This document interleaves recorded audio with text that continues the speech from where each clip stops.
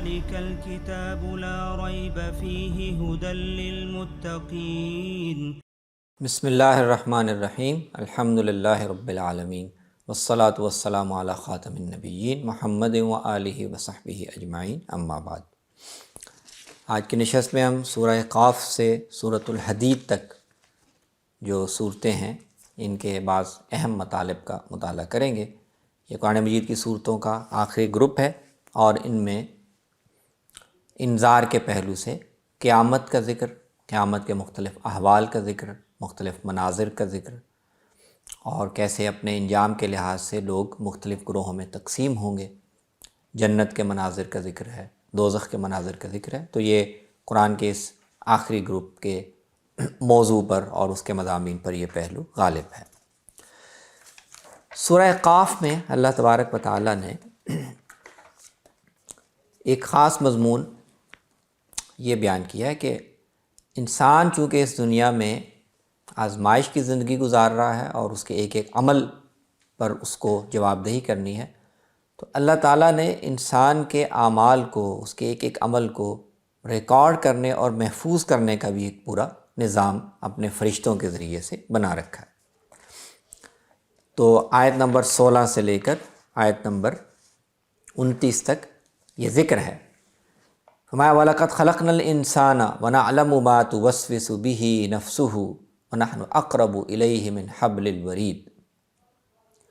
ہم نے انسان کو پیدا کیا اور انسان اپنے دل کے اندر کیا خیالات اس میں آ رہے ہیں، اس کے دل میں کیا خیالات کھٹک رہے ہیں، جو وسوسے پیدا، ان کو بھی جانتے ہیں۔ انسان ہماری نظر سے چھپا ہوا نہیں ہے، ہم اس کی رگے جاں سے بھی زیادہ اس کے قریب ہیں، اور اس کے ہر لفظ، ہر عمل کو محفوظ کرنے، ریکارڈ کرنے اور اس پر گواہ بننے کے لیے ہر انسان کے دائیں اور بائیں ایک فرشتہ مقرر ہے۔ اذ یتلقی المتلقیان عن الیمین وعن الشمال قعید۔ ایک فرشتہ انسان کے دائیں جانب بیٹھا ہے، ایک بائیں جانب بیٹھا ہے۔ جو بھی وہ لفظ منہ سے نکالتا ہے تو ایک نگران جو بالکل مستعد ہے وہ فوراً اس کو ریکارڈ کر لیتا ہے۔ اور قیامت کے دن ہر انسان پھر اپنے دو فرشتوں کے ساتھ ہر انسان دو فرشتوں کی معیت میں حاضر ہوگا۔ قیامت کے دن ہر انسان دو فرشتوں کی معیت میں آئے گا۔ ایک فرشتہ اس کو ساتھ لے کر آ رہا ہوگا، ہانک کر لا رہا ہوگا، ایک فرشتہ گواہی دینے والا ہوگا جس کے بعد اس کے اعمال کا دفتر ہوگا، حساب ہوگا، ریکارڈ ہوگا، اور وہ دونوں مکالمہ کریں گے، اس کا حساب پیش کریں گے۔ اس کے اعمال کے نتیجے میں اس کے جہنم یا جنت کا فیصلہ ہوگا۔ تو یہ سورہ قاف میں محاسبے کا، انسان کے مواخذے کا یہ خاص پہلو اللہ تعالیٰ نے ذکر فرمایا۔ سورۃ الذاریات میں اللہ تعالیٰ نے یہی انسان کی تخلیق کا مقصد اس کو بیان فرمایا ہے آیت نمبر 56 میں، اور یہ مشہور قرآن مجید کی آیت ہے۔ فرمایا وَمَا خَلَقْتُ الْجِنَّ وَالْإِنسَ إِلَّا لِيَعْبُدُونَ۔ میں نے تو انسانوں اور جنوں کو صرف اس لیے پیدا کیا ہے کہ وہ میری بندگی کریں۔ تو میری بندگی اگر وہ نہیں کرتے، دوسرے راستوں پر چل نکلتے ہیں، تو اس پر ان کو جواب دہ ہونا پڑے گا۔ مجھے ان سے اور کوئی غرض نہیں ہے، مجھے انسانوں سے کوئی رزق نہیں چاہیے، مجھے ان سے کوئی اسباب نہیں چاہیے۔ میں ان سے نہ رزق چاہتا ہوں، نہ یہ چاہتا ہوں کہ مجھے کھلائیں۔ رزق دینے والا تو میں ہوں، قوت طاقت تو میرے پاس ہے۔ انسانوں سے میرا مطالبہ یہ اتنا ہی ہے کہ وہ میری بندگی کریں، اور صرف میری بندگی کریں، میرے ساتھ کسی کو شریک نہ ٹھہرائیں۔ سورۃ الطور میں اللہ تبارک و تعالیٰ نے آخرت میں حساب اور مواخذہ ہونے کے بعد جب لوگوں کے انجام طے ہو جائیں گے، ٹھکانے طے ہو جائیں گے، تو جنت میں اہل ایمان کے ساتھ کس طرح کا سلوک ہوگا اس کا ایک منظر بیان کیا ہے۔ تو آیت نمبر 17 میں اور اس کے بعد آیت نمبر 24 تک، بلکہ اس سے آگے بھی آیت نمبر 28 تک یہ بیان کیا کہ خدا سے ڈرنے والے پرہیزگار لوگ جب جنتوں میں پہنچ جائیں گے، نعمتیں ان کو مل جائیں گی، اور ان سے کہا جائے گا کہ اپنے اعمال کے صلے میں اب تم کھاتے پیتے رہو اور تکیوں پر ٹیک لگا کر بیٹھے رہو، اور سفید رنگ کی بڑی بڑی آنکھوں والی بیویاں ان کے نکاح میں ہوں گی، تو یہ نعمتیں بھی ان کو میسر ہوں گی، اور ایک اور شرف اور ایک اور اعزاز بھی اللہ تعالیٰ ان کے ساتھ کرے گا۔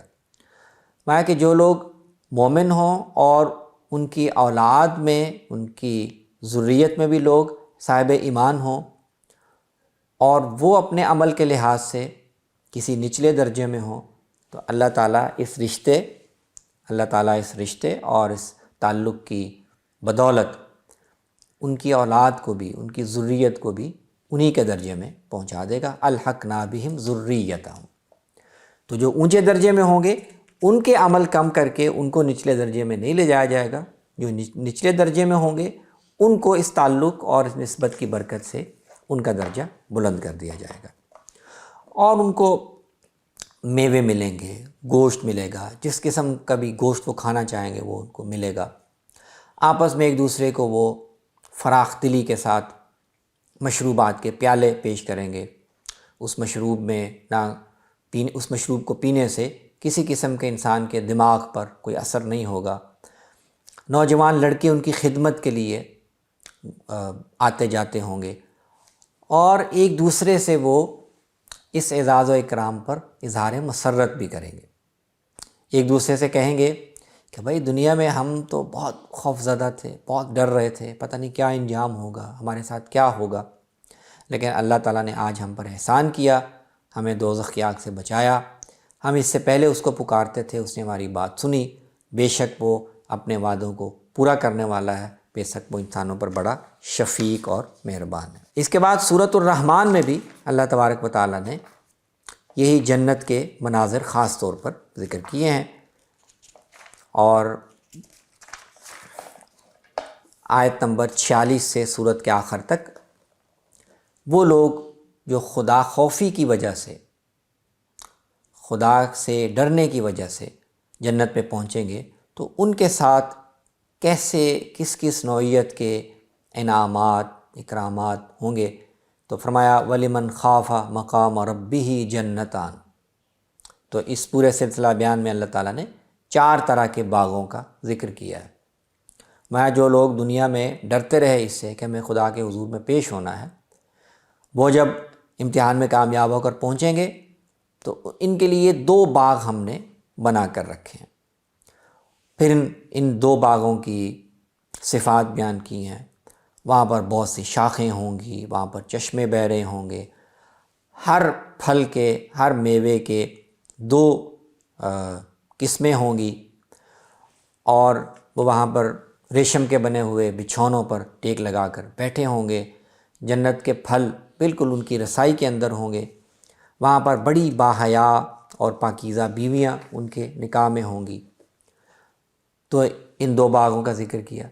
پھر فرمایا آیت نمبر 62 میں وَمِن دُونِهِمَا جَنَّتَانِ، کچھ اور جنتی ہوں گے، ان کے لیے ان کے احوال اور ان کے مقام کے لحاظ سے ان کے علاوہ 2 اور باغ ہوں گے۔ ان کے بھی اوصاف بیان کیے۔ وہ ہریالی کی وجہ سے، سرسبز اور شاداب ہونے کی وجہ سے گویا سیاہی مائل ہوں گے۔ وہاں پر بھی چشمے پھوٹ رہے ہوں گے، وہاں پر بھی پھل اور کھجوریں اور انار ہوں گے، وہاں پر بھی خوبصورت اور پاکیزہ سیرت بیویاں ہوں گی، اور وہ بھی سبز رنگ کے بچھونوں پر اور تکیوں پر ٹیک لگائے ہوں گے۔ تو فرمایا کہ یہ سب اللہ تعالیٰ کی نعمتیں ہوں گی جو ان کو میسر ہوں گی۔ سورۃ الواقعہ میں اللہ تبارک و تعالیٰ نے جنت اور قیامت کے ہی مناظر ایک اور پہلو سے ذکر کیے ہیں۔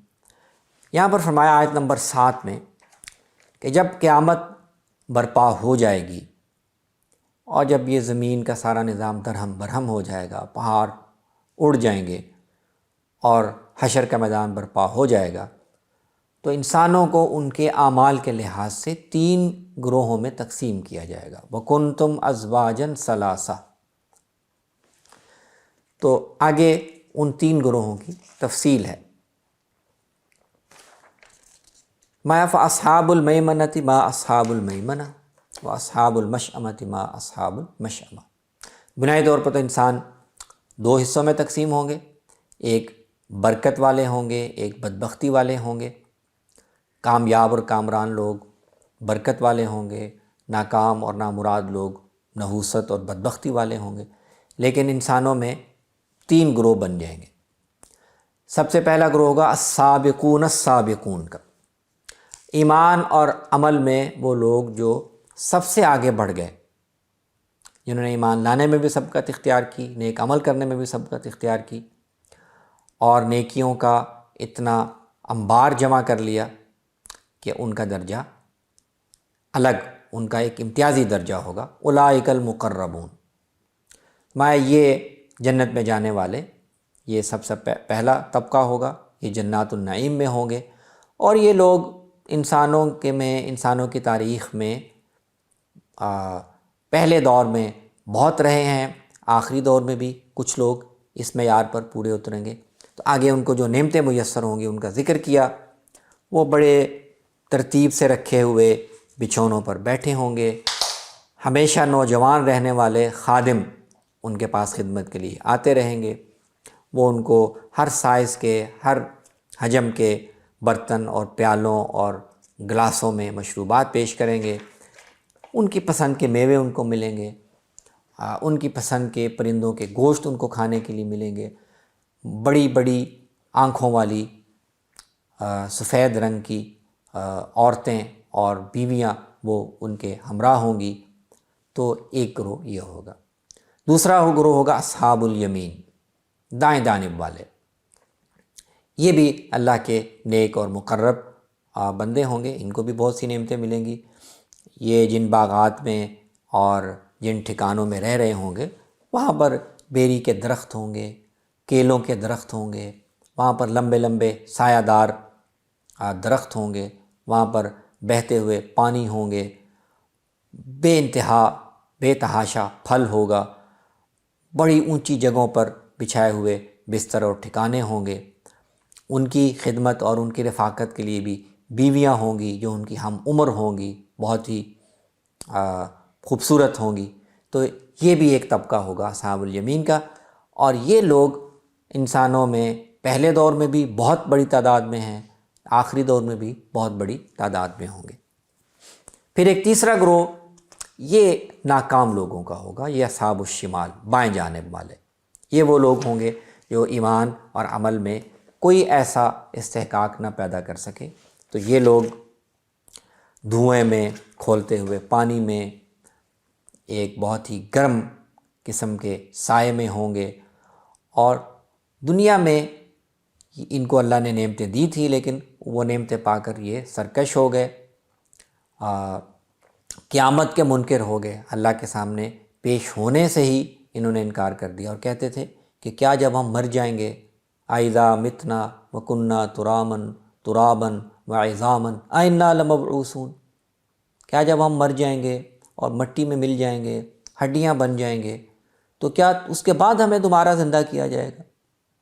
کیا اس کے بعد ہمیں ہی نہیں، ہمارے پچھلے سارے آباء و اجداد کو بھی دوبارہ زندہ کیا جائے گا؟ تو یہ کیسے ہوگا؟ تو یہ دنیا میں نعمتیں پا کر اور یہ ناز و نعمت پا کر اتنے سرکش ہو گئے کہ قیامت کے منکر ہو گئے، آج ان کا انجام یہ ہوگا۔ تو یہ چند مطالب ہیں جو ان صورتوں میں اللہ تعالیٰ نے بیان فرمائے۔ اقول قولی ھذا واستغفر اللہ لی ولکم ولسائر المسلمین۔